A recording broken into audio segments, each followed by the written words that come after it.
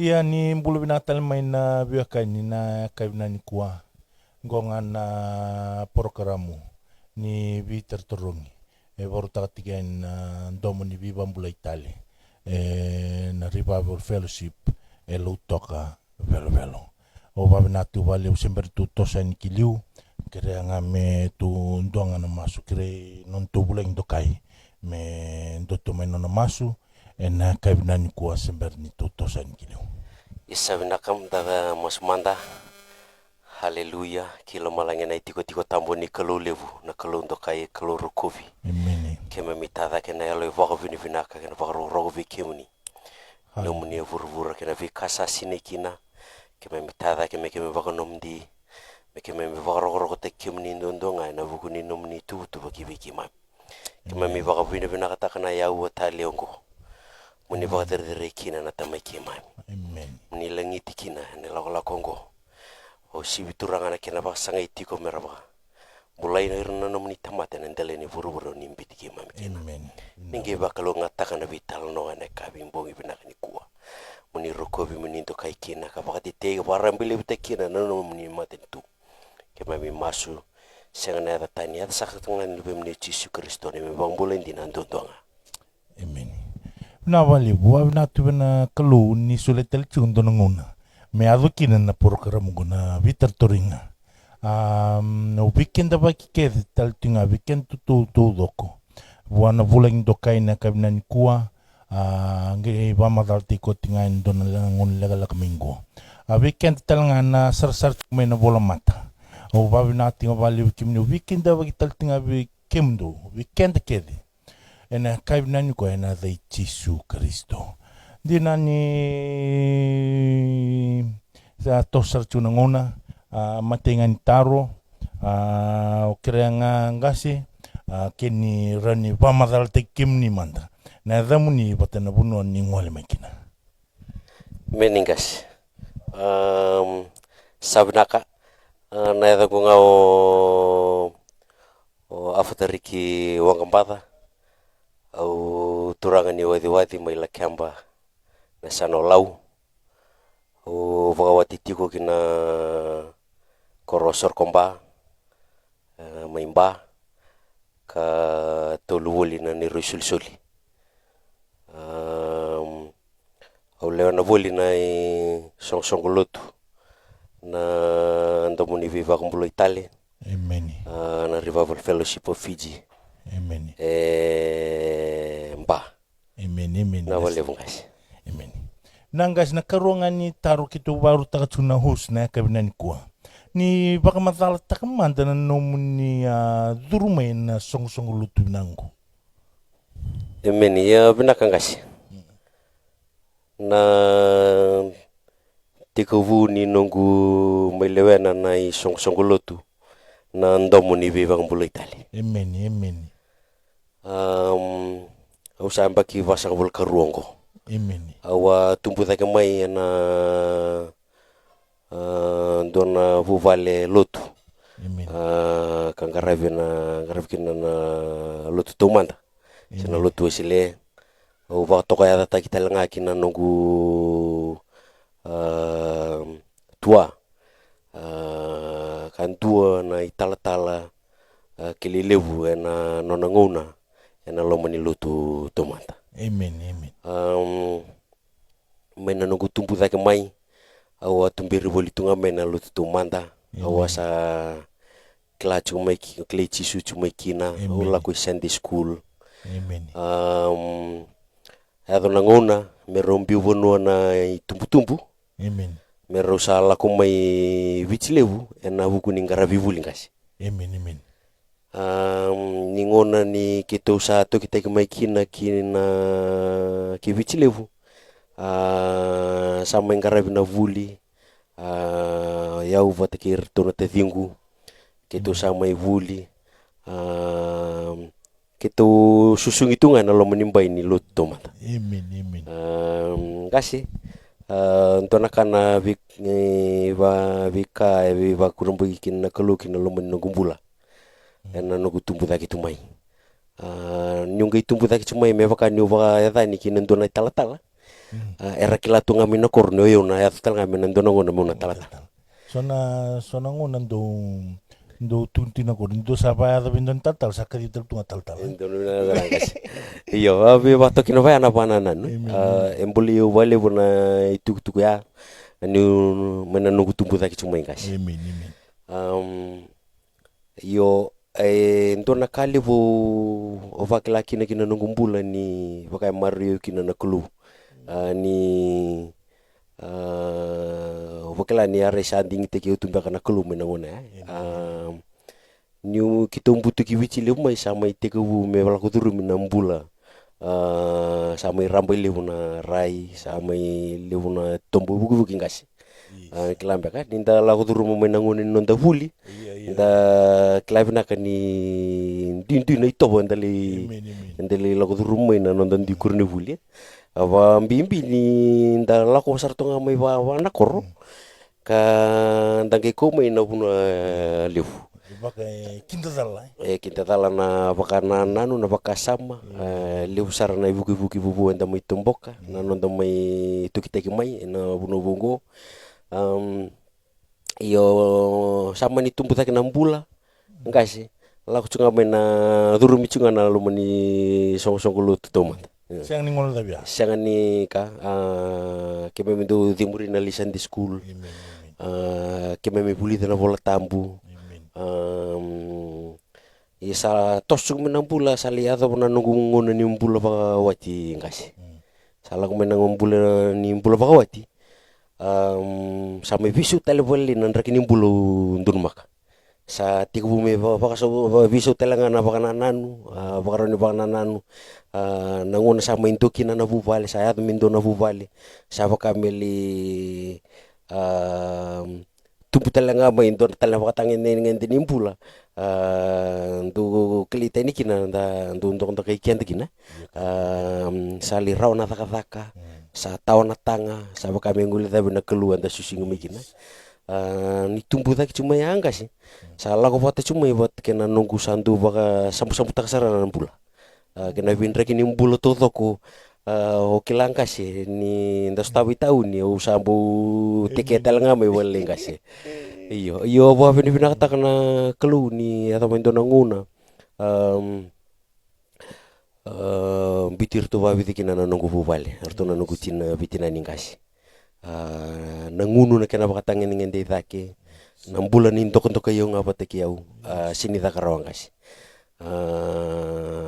nataka pinaka untuk rawat kina na ilabo lelebu tu na bunon me bangun leki na nakamu na ilabo rawata oke le baka ngata tuna la sa buru-buru kasi nakabi basa so ni tukina na bunita ka ngumpul sangaya to mina bakrunon lurus sa vulkan tu angkas na rondo lurus sa vulkan tua saya tahu besar ngamen nanguna ausa tukun sa tukun ngamen nungku wana nanu kinan mai hunya longi lo manusia awat na taka na vika kita untuk bayar tu nanguna yang kona bagalelia nabi murmuri na lasa baga burbura na kakete nga awat tongan itu kinan na funita ausa awat na ausa kita taki wana kelu mau masuk lagi nugumbula guys na mata ini kasanggai lak mai view mu masulak na nukumpula mu lolo bagi hotel. Au baka tobole na lolo ndona singa ngasi. O chia orawata. Au baka tobole na lolo tolu na singa ngasi. Orawata ngasi. Yung gere de ni baka tolo denga na nona sumu chuna nunggu masuna kelu. O chia ngasi. Au sange baka tobole mu lolo mada untua. Na lolo mata ini nunggu lolo mata untua ngasi mata untua ngasi. Ngosar nga nanguna nge me visu tegio kina na kelu. Me koche utani mai kina nambula wantu kelita ini tu kina nambula satu kina na ngono ko ngasi dona kali be atu beu mata ini singa ni nunggu lolo mata untua atu mai kina beu rona visureci dona visureci me verto na lotu kingdom ambassadors erto ela taka beu ni erto na talama indona norto ital-tal kena karua aureda na nona posta ke o lidam bola sa cumengo me penteloma Amerika ani posta ko na dur kina matin tuni kulu na sudu na weke na lotampu bena posta bena Facebook posta ko bena Facebook ngas na may na post ya bakung gitu kina na kulu mu tari ko beto ko ya gitu bito kani bibol kacinga ibali au sangge ngi text bi ko au sangge ki kere bi ko au vina kata sarangan na ulu tanga gor mi wasi mandan ko bale au sa tu paru sa tungango sini kala ko ne lolo chukain au sangge tu nangon sakir bi bantu ni kira sangge tu ko au nagi into natal tal ngi tari kimni ngas au sangge tu na bona kelu turang na matainga ni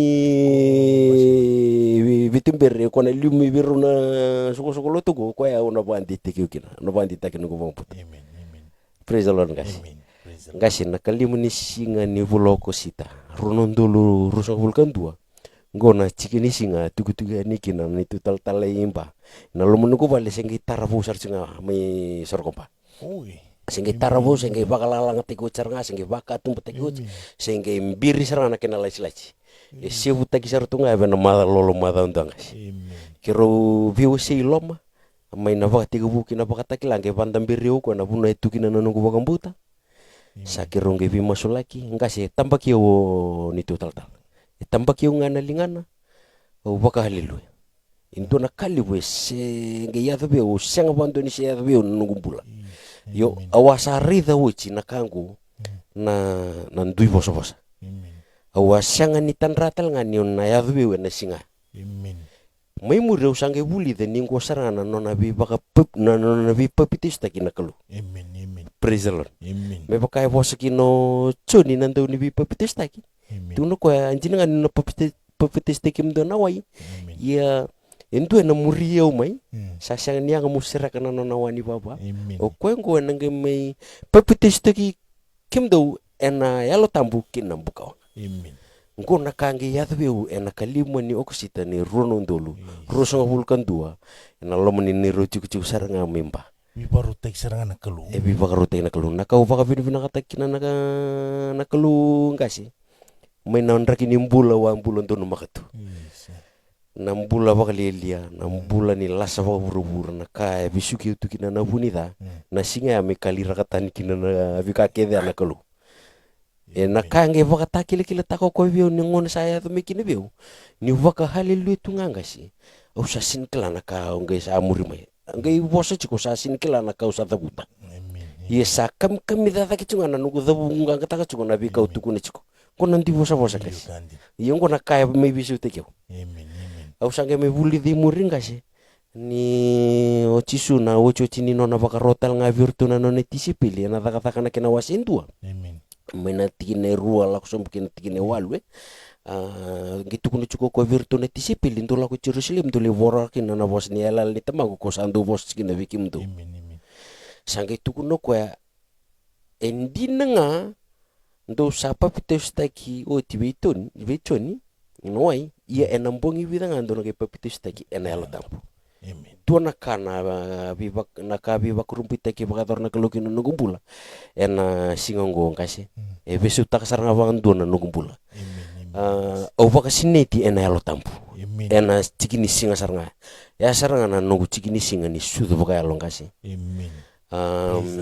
ya na sala ni nongu mai duru kina lomoni sok lo tunggo nandomo ni viva kumpula Itali na revival fellowship of Fiji en me da mai nangonong kasi au lulu chugu ni matamas mai sorkompa si na sorkompa house meeting au untuk tal tonga virtu nangasi ni lutu memba sakit tu mebito ko ni chiku wate ki wini tu tal memba na buku ni kena bangan tagi chiku na itu binango kena uni bangan bota kitu sama intambi chikina na biba sudu mini kelu sai kuana sudu na wai kenal tabu me baka bos kina chisu wini kitimo ena choni tolu lima indi no sakabi ko kebaka sasega ni sudu tal tamata ena wai kenal tabu ena sega ni duru kina mati tini kelu amen guys amen winasra bali unda rongal tu kaya be ngas riki memba vamatata tinga koya vamatata tinga koya na nambulu makawa biso bakadaba na duru mai kina loma ni baingo mbula makawa mbula takatu na ngunu matini na lasa baka buru-buru nga dabandu na numatu sambutu ko tikede mai nangasungo wabi natu wali wuni bisu tegi kwa na kalung o kwasara nga mena bunia lona mai loma e lolo e tobole ana lolo ndona singa tobole ana lolo tula singa le tobole sara lolo me ndona madao e rawata kini ngai pavite staki ngai vasinate ana lo tambo me ngai pavite stala ngai wai me vato do taikina na bosa ni kalu ve koya na wale ngase na karuanga ni tu taru ki tu vortatu na host na kamna nkwa na yavu ni pakambota zaba iko pakambota ni ndua ina rawate kinambula meni ngasi vina wale taro vina kana namuni taro ngasi ndaro ndambi chiko na vukuni yavu ni pakambota sandarida na lutu bakaristo na nonta vonua siang walenga ni vono viti na be sei vura na kena sami kakavinda na yavu ni nonta pakambota sali busaranga ngasi iyo yo ninda rida lesu na history ni kena dhambe mena lutu oro rida na history ni kena dhambe na lutu mai ono ngasi irtona weka ikitu mai ono ngo ni nduera vola isaranga vokai vola ni ralutu vokai alo ko vokai injina ngasi ngai murio ni tuturanga mai lakempa na turanga na tuneu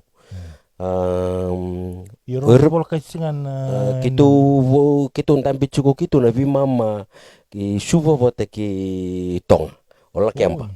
yo ono oro ve kambi tonga vote ki tonga yo ro vivol kai sarto kai ni ba ye ke baka ke tumbongin dua ini na soko mai suva ade ke kemana limbongin dua tali mele kemana ade yo yo ortono ke kitu me on orto lutu baka lo ka baka injina mo baka ka chiko ni era bolo irna baka tawa era ku lutu mai na ngono ya ngono ni dam lutu na ngono sar mai baka tawa chukina na nonra ni memi pono bir tu me ono into na puno ka baka jinjina taki kina ni baka authority kina na vipaptiso technical na vipaptis teknikal tamu kasi ava taki likila taki chuko ena nonra vosta kana bos ni vivanu tani ela ko mai into na tala mai lakempa mela ko melire na lutu sangara bichu mai on gela ko nge bola talokwa ge bakan dinin takata lokwa ni rido ko ni sa bakan dinin takato ni sa levu vir er sa paptis taki uchi anel tampu praise the Lord volai na volangko era na sini yalira vir na vuli vir na nonda theologians vir na vuli tala na Fiji Bible Society senga na Fiji in the Fijians Fiji in the Fijians and ne volar to volkina James Calvert endo vir ngona ne vokata kora mai marro na lutu na ngona sa tambe uchkina na lutu virtuna ni tunga si mai lakemba iyo mai lakemba yo ya na kaya ya do ena vukuni ya vuni vakambauta nanguna rangai lutu cuma kinir na kena fonta ngai rede cuma ni rota cuma kena tutu ni sovir na ni memital sovir na ni mengkasar lutu liu eran tusiana ni lutu eso era nira takoso lomani koro tombi tu nauda seng ni tovir nauda ena ngaravi kalungona ye ko ya sa siang weekend na ngunungu kona kain don me marweekend na lutu sange me wasi kenda saranga valiu ena vukuni ya vungona ni vakambota nduindi mbekanga na nduindi na nonda me vakante otak na boss ni kalu na vola tambe endo tokana kaya enda mai nduindi kina kono chine vol tambe ndrendre mikilai yo endo na kango avos kina na ngontur ngo Yesu Kristo vertuna tisepeli ena vuku ni vos vakatotovat atukuna chiko kwa au na vos vakatotovat chiko virongo ye vikim to no tukuna vikim to nembal ni kau kana na vika vuni ni matin tu ni kalau au na vakar ta vikim to ye na ki ni kinakatumba ni matin tu ni kalau koya menda ya buta kina na nonda bambu te menda raw ni lewane kina na matin tu ni kalau praise the Lord ngasi yo na ya vuni nonda bambu tangkasi na yavuni na tavakambuta na matintuni kalu Amen. yang ainduan na itugutuku ako tumeona ngonturang wa Yesu Kristo. Tukuna ko saya nga mula ko kinabi korta leso me wunu ta kana itugutuku vinaka ni matintuni kalu ni sa kaongo ka sa tale mekina. Ena aisia na kina wasi diwa na tikine ono eba chubango na kina bawande bawalangi wa pertania. For unto us a child is born, and a son is given, and a government shall be upon his shoulder. Balimbali ni nango sudu meindo na ngone tangani go, ena dolo to meyoko endo na matintu. Yo kwa na matintu ya na matintu na kalu ngasi. Amen. Amen. Na madhiu na kena wase ono tikine tolu sa vulka tolu, sabi tumberi na ngunturang o Yesu Kristo ena bukuni masu, na vika menda masu laka. Tukunoko ya ndo vakasangara tu manda na matintu ni kalu kina nona ya londondonu enangai soli mekene kurbi kimduna kakete ngangu. Amen. Amen. Praise the Lord ngasi. Mbali sa kambimbi kina weekenda na ngunungu menda ya butaki kenda saranga ena mata ini ka ndondonu menda vakasangara sa iko na matintu ni kalu. Amen. Amen. Yo na mata ni katumba kina matintu ni kalu e kambimbi tiko menange lureki na dhava na nonda vakambota se na yavu ni nonda vakambota berarti kenda sasanga to dawo chukina lo menimbai ni matintu ni kalu ni ndua e vina kata me wili me luvi ni kalu me vakatoka me wili me luvi ni kalu se me tora na nona visa me tuki na nona visa me lewe na matintu ni kalu ena vakatoka ko ya ramanda na kalu me wili me luvena yana tukuna kalu iko na luvengu rawa onangera ni olu wili mole ni matino ko matintu. Praise the Lord ngase. Praise the Lord. Yo nakaya ero vital noki na ngonturang o Yesu Kristo vatke na ndo na tala e kilava matalele itu na bika membaleta na lawa na bika vanda boromeo Moses na nona nguna endo na non relilu na farisi onikutimo na choli na kena wasetulu talo noki lebu ngase. Na talonongo may vakarita kasaranga ko endusi makasaranga ko na nguni salango na kinalomani matintu binakulong iyo rosa vital no lako no ko na lomolomani bongi wana turanga kay tukuno ko pakubuli kiba misakila ni kimni sala ko melomalang isian nindu kilara onaka setaka bora onaka oni sakita ka vavonga ke pakasasuli mai buana kuku melomalang saklara tu nikitimo. Saklara tu nikitimo rede chuko nikitimo natur nangunturang o Yesu Kristo to kana kaya ka bichuko ko bunuta chuko na tugu binaka ni matintu ni kelu. Na matintu ni kelu sabakana na matintu ni kelu sabakana na matintu ni kelu sabakana na matintu ni kelu sabaka ya bachinga ba na no uchinga ya tambaka na matamboko raina matamboko kwa nakaya kurumbi chikino nikitimo ni kana takabuchungo chisu esang talindu era ni takap iyo mbali ndo chunga ni tugu yo ko ngo endo chuko ni tugu nindo na matintu mo tugu ni chuko ko ngo na taka nindo na matintu na koko nindo na matintu ko to chuko men ngunturang Yesu Kristo. Praise the Lord guys. Yo koya ko sangai ridho ngone kin ngunturang Yesu Kristo ni wiligi nikitimo to me baka ndo na matamboko kasi ngai tugu no ko na chikini tolu Indina kevakas ausakabi ko kevakas asyang ni sudu tal mata ena syang ni ridara na matintu ni kulu kasi be kanga betu kuno ko vini kutimo ndina ngani kusakila tu na ka lalai ke dembaleta na nomulutu iku samarro cungur na nomulutu yo iku si mata buku iku si singkila ci na kai ko bunu ta kaci. Praise the Lord. Amen. Koya ko sangai bakai viso tal kina elu ini kiti mo sangkai taru tal ko iya turang roba da muna sutal mula ko baka ruo kina kiti tina sangkai tukuna nangun turang Yesu Kristo nana bakanan sangkai tur kanggo siapa ka buru-buru cenga siapa ka yang ucunga nana bakanan sangkai tukuna ko endin nanti kini lima endin sakawi ko keva ka sasang ni sutal na tamata ena wai kina elo tambu ena sang ni duru kina matin tuni kelu ongo hongkasi Ngo saranga na ya buni bagambu tendundu menta baka sangara na ngunuku. Berata na tukuna ngunturang o Yesu Kristo do baka sangara to manta na matintu. Bale na ngunungu weekend ali busa mbiti chuku imuri na matintu ni kelu sali chuku na kurnika ko tukuna mendon mege imuri. no torarawan kasi yo naka enda samay wakawidal taki kina ng bulan ni banana ni tamata ng uniku sa may wasya tungo na kina na yabu ni nung tabang butang kasi elibu na mata lutu wa Kristo ng uniku era samay tawo to nga na yabu ni bang buta sarna no mesar na mo mesar na baka rabi tunga kina viva kalungatak natakataka mana kla mesar kana nga may namana na vikava ya yung kasi na kambing bicing ko na matin tu ni kalu na tamata membita na nona vakana na kina matin tu ni kalu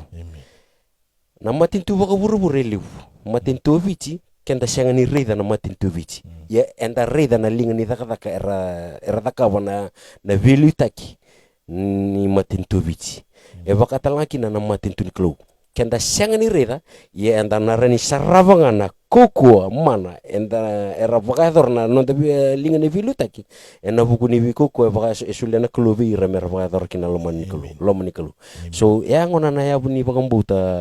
angkasi na yabu ni baka mbuta sai kwa saranga na nomo baka mbuta na ngono turango Yesu Kristo nyoko amai mati mbulu gai tuda kitele mena mati mo baka takile takana nomo baka mbuta ya yugo na tamudro mudia na mbulu wai ngasi ya na bebak sudu mingona nikalu na nomu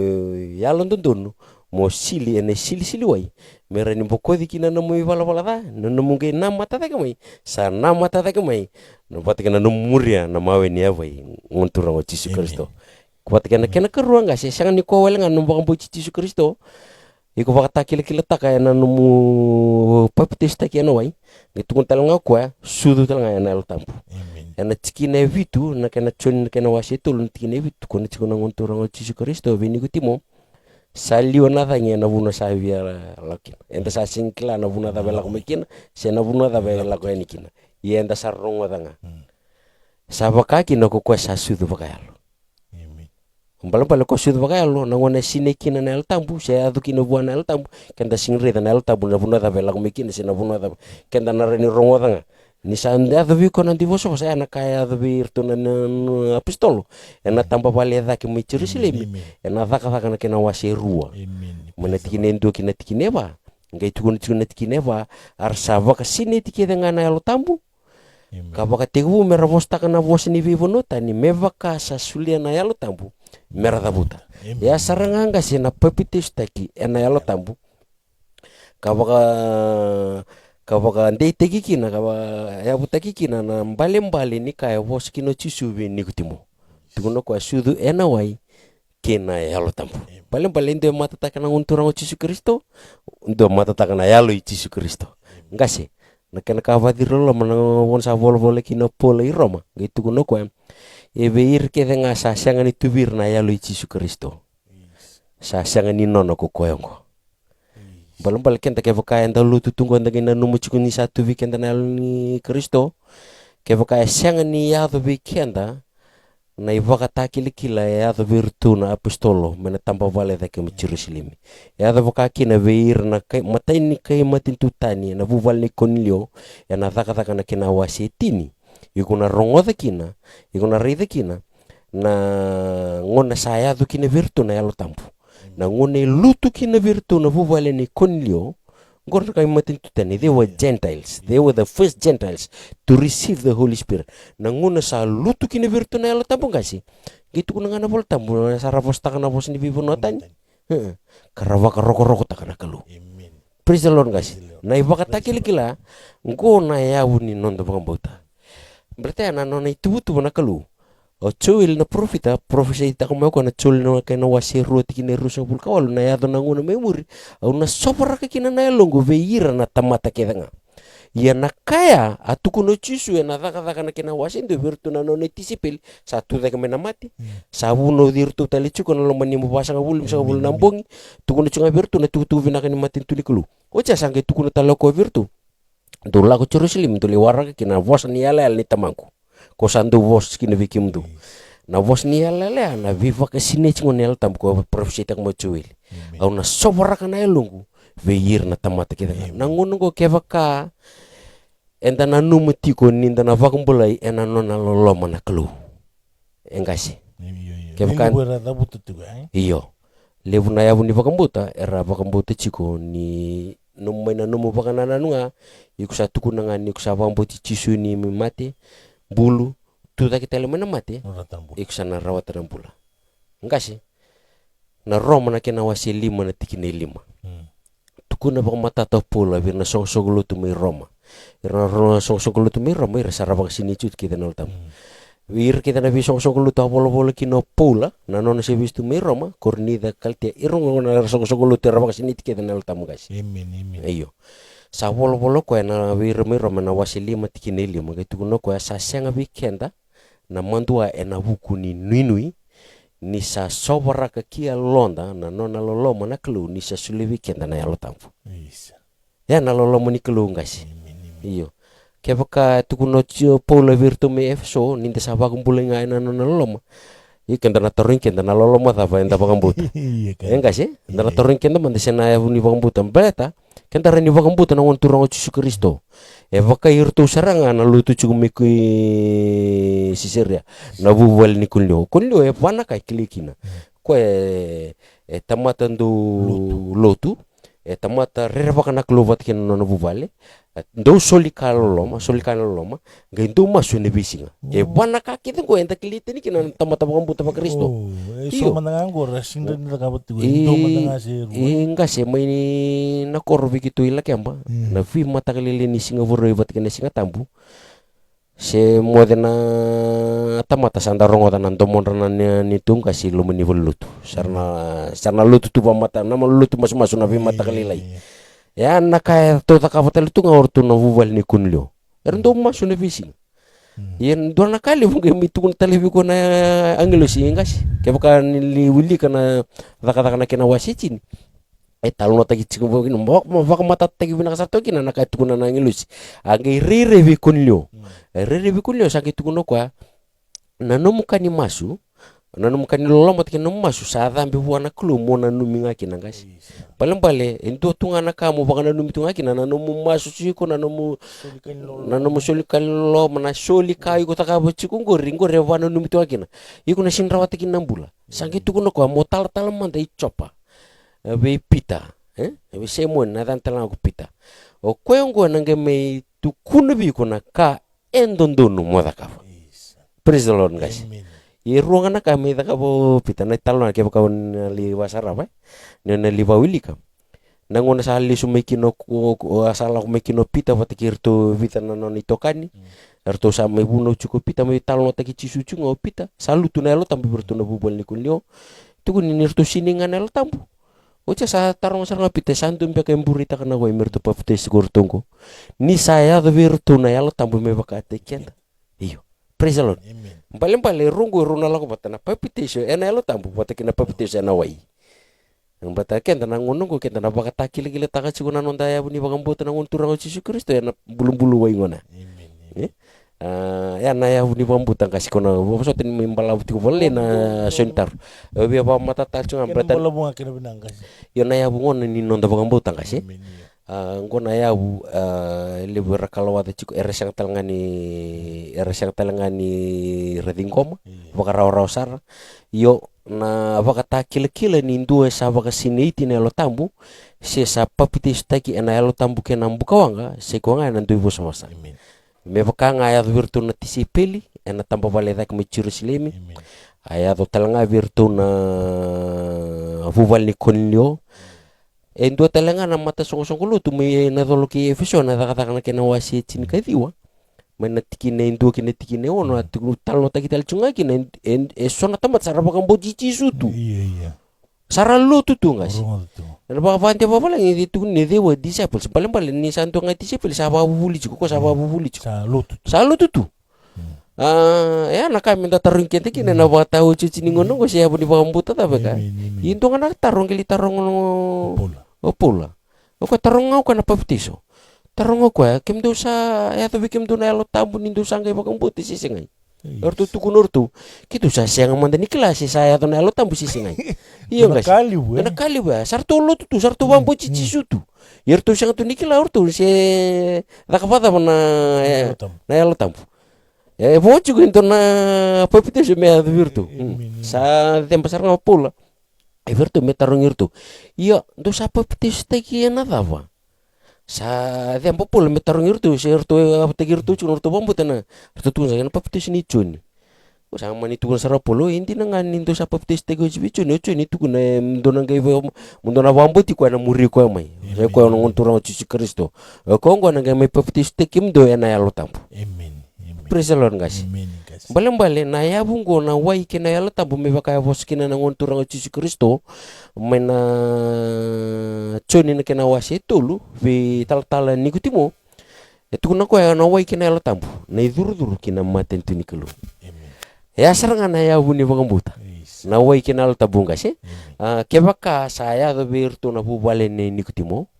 kebaka saya do na virtu na tamata bagambuta tamata lutu mai na tholoki Efeso kebaka erto vunu taka mai na tisi pili na ngona nga erto sandu vosa simekina na tamba vale taka na ngona sa sovarekina na el tambu erto lagu mera erangai vosa taka talo irna vosa tani irna tala lioni vunu ko lagu mena veru kilo malang erangai vosa taka talo irna wandu vosa sangai vunu di ropit sangai tukuna ngori sa resi sing namatin me bakana kantu sana num sangai tukuna ko ngori ngana ka posni ala la bos vos kina po chewil na profeta ni kanina ya na ngona mai mure na sobara kina na elo na veir na tamata kita amen ngkasi ira sangai tukuna ko na cho na taka na kina wasiru kine tul singapul kawal no to ibunango sangai tukuna ko ya saratar na lino buno na da miki kita rawat kinambula sangai tukuno pita na ndomole bungo sangai tukuno ko ndo bibutu ni kapaptista ki na da ngontura Yesus Kristo membuko dikina na mundi vala ta bale papiteso isa mast ocha sangai tukuno ko ena ngai suli bikim do na yal tambu me suli na biba kasini chinal tambu isa mast ya men noronar ni rawat kinambula praise the Lord guys bale todo ko chaya baka mana sikumi na itugutu na yabu ni bagambuta na ngonong kasi kendara ni bagambuta kede mai na nonda bakana no yo chisu ko mati bulutu da kitali kendara ni bagambuta kede endo mentang na tamata sanga ni bagambuta era ni bagambuta nga meram bitanga na no baka no ni oki yo sen don iyo yana kena baka takil kilata ki na kambimbi ko ngo na kambimbi kina na vosa na ngontura Yesus Kristo vichoni na ngona sali papiteso kina sa sirene na batini mai macertani sa biataro bichisu choni sangai tukuno choni sayanga muni papiteso takiau yongo ni sala ngomibio sangai tukuno chisu ndo na vosa mbi sangai tukuno ko mo bosota manda inda ni sa kili kikenda menda bagambuta bakango na ibala dondono kedenga amen ngasi na yabuni nonda bagambuta kenda menda na bakan dondono takana nonda sala ki wana klu merawa ni reda mena klu ni sandondono ni nonda ngoni sala wa beta ko na singrani dingomi kenda ke baka kenda bebeten amen yo tukuno ko ya kili bale sa kili bi kenda menda na baka toro baka ngona bombutana kena ba ndia babalangi e wachi bango permitted to be so now for it is fitting for us to fulfill all righteousness. Praise the Lord guys. Bale na yawuni nonda bagambuta sandondon nga menda na bamure na kai tukuna na ngontora Yesus. Na Roma na kina wase tini kinetin kabitu. Tukuna chiko na lesoni ya Paula. Tukuna chiko kwa sarawa na enta sangai kila ni sarawa na bakambauta na bakarongo. Iya na bakarongo na vose Kristo. Amen. Praise the Lord. Ko talinge bana ngole na numbana no kin nona bosta lendo na tamata Kristo na ngole turang Yesus Kristo bleta na kai tukuno ko bini timo tukuno ko ni salomanir na kai buru-buru baka ngona kelu sa sulikin na lubiana indombo sa waktumpur mereka kuni rus ko sa wakam bauti ko bal na kai na mai tukuna na ngon turang Yesus Kristo kenda mena na ya buta kai kana nonda bakam buta ye ke baka satu kuno ko na chonin ke na wase tolut kinetin ko na yangas na lesoni kililiu mai muri nga tu kune kino ko be nigotimo sudu tal siang sudu na wai ke na lo tampu onang gaidir praise the Lord ngase saranga na ya buni bakam buta undab cikina na kamna ni ko ya talanga naka ya baka dorobio na klun mai visu takiu menan rakini bula makawa kenta klik tan kina lebu weekend ala durum menan bulan rendre vivis tu kina na buni zakina nondam bula yo sasau ni nongo masu ngo kaya kai so manano na masu kaya kai so manano na masu na kalu so manano to masu na apostolo mai na singa ni pentiko mai virtu na vale ni nikutimo ni konilio vosota virtu na songo lutu mai na dolki efeso kaya kai vaya na ipakata kilikila ya do mai virtu na nontutu tala kaya do chumingo weekenda na leni baba koso kaya kasabaya na sonno na masum paling indine tiko na ya buni bangambota kentang karawatiko amen ibina wale ngas naka wamna wale buna kabinani ko ba matata tinga ngasingo na mbale tonga na ya buni lotu la kudurumai se tiko kina na singa binani ko sai ko ya mende sudu tali na wai kina ya lotambo naka bata kalikila ya nandui bosa wabinata wale ungasi utingani dau na kabinani kuwa tukumbeka na nduambeka na nomuni bakasala se bosa bakande bira rangandre botunumbula se bira na sara cuma na bola mata na kabinani kuwa ya sabi nakangasi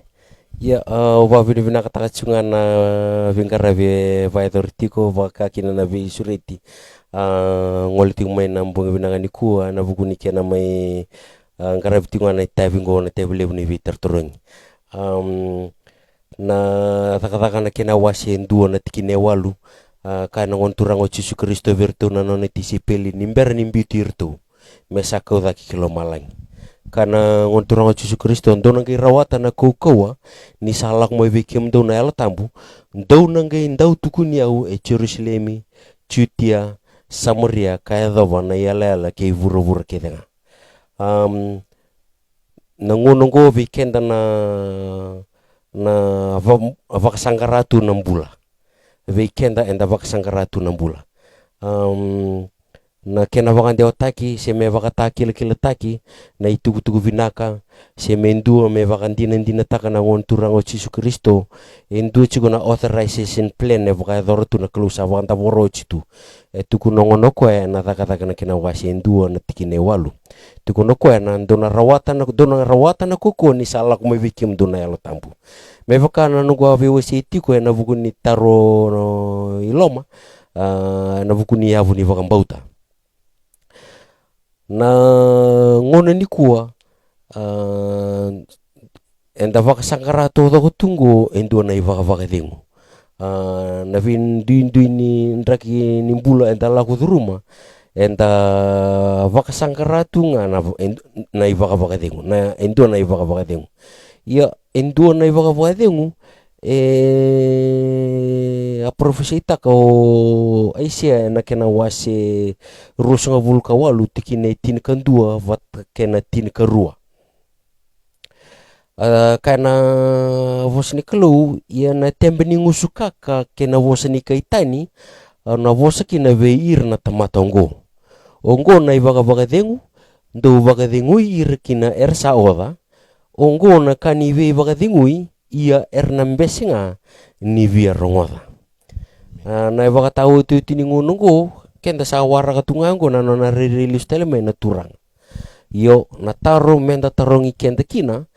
kevaka sa vakarutaka na kalu na maten itu na nona maten tu me ngoni sala ni nomuna rawat kina na mbula tau mundu vata kena iduru na sudu ena wai kena yalo tambu ngosaranga naka endondono menda na vakasangkara ya na mbali nika etukuna na ngonturang o Yesu Kristo ya na madiu na kena wase ono tikine tulu sunga vulka tulu do vakasangkara to manda na matin tu nikalu kena nona yal ndondono en nga isoli me kene kurve kimdo naka kedenga ngo weekenda enda vakasangkara tu 6 bulan na ngonongo au kirea menda na vakasangkara endona vunua erawa ni nda sotawa kina na loloma levu ni kelungo na viva kasineti ni yalo tambu blataya naka enda vakasangkaratu tukuna nangonturong Yesu Kristo vertunetisi peli sanaya nga maulako menagrani kita lama inandau ni viva katingui na yalo tambu praise the Lord mbali kenda vakasangkara kiti sungo na iva kavagadingu Io sakambimbi kina vikenda menda reidha na yavu ni vakambota thava enda na vakande itaki kenda kina mbaleta na nona vaka dhengu na kelu tukuno koya ena aisiana kena wasi rosa vulka walu tikine tinka dua kena tinka rua ena tembe ni ngusu kaka kena vosa ni kaitani au na vosa kina ve irna tamata ko sangkai tukuno koya ya sarangana i vaka dhengu tamata rawada tu ngai tukuno koya do vaka dhengu irkina era sawada sangkai tukuno tale koya ongona kani vi vaka dhengu ya erna mbese ngani verongota e vunga na tamata erna vosa mbeda tu na kai e vaka dora na kelu vaka usivi na nona ituvu ni nona vi vaka sineti na nona yalo tambu na nona sobaraka na nona yalo tambu ki vuana indo na tamata e vaka takila takinga na nona sulia na yalo tambu mera vosa taka na vosa ni vi vanuatani me vaka ngana kaya yado mena singa ni pentiko na ngona sarandi vosa kina orto na apostolo era ngai vosa irna tamatan dulutu irna dauni lutu era tuira era sarangai tukuno ira wirngur era sarmatini na weni era na lesoni sa tukuno tu sa vang mata itu ngor nakani dauni nakani vi vaka tingui do vaka tingui irkina era sawat ngor nakani vi vaka tingui ia erna mbes ngani verongot yang nangkas na dongana vosa ni vaka sala weekend na ngono gue ve iram peka era vaka sangkaratu 6 bulan oyo endua vaka sangkarata langa 6 bulan kasi ke vaka saso menanunggu masu na kelu ke vaka saso menanunggu masu na kelu metalaya ni na nitu tala imba kambera na nortu tala na lutu kingdom members this au sangani waseki na lutu au vaka dina takana kelu au vaka vina kata ngaki na kelu ena vuguni nona so menanunggu masu vatikina nona vi vaka ruta kikina nunggu bula beta ko sarongo te cuma ko na nunggu tangi ni usa vi saucuku au sa vi saucuku sangkai tukuno ko oke vaka rotakin go bitani go itu dona tala ingo melakan meli vaka taka bi ko na salango ya na sala wale seranga ya matata bina kasartunga ke vaka indu sa murianga ya na rot na kanga vaka ruta kana kelu ya rotanga ni vaya na kelu ya nangon telngango ngase eli busar na kani vi vaka lungata ke vaya dorbio na kelu nangon ngo oye usang sucar ni buli bina kangkasi me vaka irto na tedinku oye dabuko toko na dabuko kosto na nugo mateni bin iyo ena lo menugo bale lo menini tu bale au sambu titi bagi bisnis tal tonga ngasi iyo ena buku ni nugo masula ngavo na kelu ngo na ikurni ka sangge husulebi na kelu me do minongo nugo taka binaka au sangge bangoli na la bontun me la bertuna bubale sangge ngol me bato to batta ge binaka en se do ba se da to mili sandu indi seranga eu samu ka undo ba bina tatu kin na kelu ninti na nakana tukuno poli na kornita tukuno ko sa tubat ki restore de sa takali na vi kamaka ka saya do me buna ka kita ya saranga nambal ni ka tukuno chisu bini kitimo ke ba ka sa senga ngani sudu ke ba ka sa senga ni sudu iko na sinire na no matintu iko na matampo kutunga iyo ya saranga na kamenda ka na mbula ngai chuko na lo munimba ni matintu ni kelu me utini nganga se ena baka takila na kena wasiru tikine vitu ngasi na baka takila tikine wasiru tikine vitu tuku ni chiku kina ena lo manimba ni matintu ni kelungko na nonda song lotu endon me mata taka chuko na matintu ni kelu beleta yang anaka chisu sini mai tuku no ko na song lotu ko siang ko tuku na ko na matintu ni kelu ko me mai wanda borong ako na matin tu kelu iya anda apa ba nanda bu chuguna lo mantan tamat ena ngora kena pakata kil tu no ko be na tisipel nindo sarida nusas vakasya bata ni na tewor ena koko ni yalo ni kelu ada ko rifo ko benal tambu sanga ya be kim do na matin tu ni kelu pale na matin tu ni kelu ki weekend na ngono ko na yalo tambu ni kelu ko ya na kamenda terringkenta ke pakai kusawa kambuti cisu yo na tarmenda terringkenta iku saya tu bikin elat tabu meba kataru kino polo virtu na tamata lutu mena tol kifiso Iko saya tu biko nal tampo ya tu pada biko tu na ui na sul nal tampo go tiwa na ka siang na ngona ya tu kina nal tampo e baka takil tenga na baka takil tenga na bos takin bos ni biko noten ya ngona nang kasi na nunggu pasal ke baka intu bangkaratu nambula baka sangaratu mantana matin tu ni kelu baka sangaratu mantana matin tu ni kelu ya na baka sangangara ngona na chuku kina na bosota na chuku kina na vulle soni na chuku kina na vake keli levu na kayu kona vaka ngai ku kina merane onge redi kina na matin tu ni kelu. Amen. Praise the Lord guys. Amen. Na wali guys. Na wali guys na kabinani kuwa sa may tintal tinganon to vitaterongi na kabinani kuwa wabinate wali wanabulang do kay ngasiriki maimba na kabinani kuwa numusulitu numunguna may lewani kina na programu lag ngango nakatumay na bola mata na kabinani kuwa bibandi tektu na kalu weekend tu doko semberani to tini na kabinani kuwa ngekere ngasi kira amin don numuni masu megetin kina weekend tu na nonto vitar turungi na kabinani kuwa sabi naka kere mendana tu sumputele mantana masu. Haleluya, haleluya, haleluya, haleluya. Ki lo malangi na itiko tambuni ni mami kelu levu na kelumbula na kelunto kai. Ke mami sawa vini vinakatal vikimni na ma kavimbong vinani kuwe na vuguni nomni tuvu kina ni mami mbula. Ke mami vakatau kimni karoko vikimni na vuguni nomni tuvu na tameki mami. Ndina ni tuna ni mami tuvu vakatamata. Ye ke mami langiti ke muni ke mami vakatau ke muni na vuguni nomni tuvu ki mami. Ke mami vakavini vinakataka na viwe sei sama vakadurra wana ya uota leongo oni ndingi taka oni vakarotaka na kena tamata na kena yalo mami vakadurikina na lomamuni. Esandina turanga na vakatau tini ngonongo sayang ndrevi ngakina mami vangole tel nambula ki muni. Ke mami sa vakavini vinakataki ke muni tukina ni oni sa vakayang ataki ki mami sakatiku. Na vuguni kina vakande otakitiko na lomamuni kibir na wake ki mami ningi vakalunga tataka turanga na vosa satau na mbongi nindai ni vakalunga taka na vukumuni ni vakalunga taka talanga na vukundra rongoda ka vakakina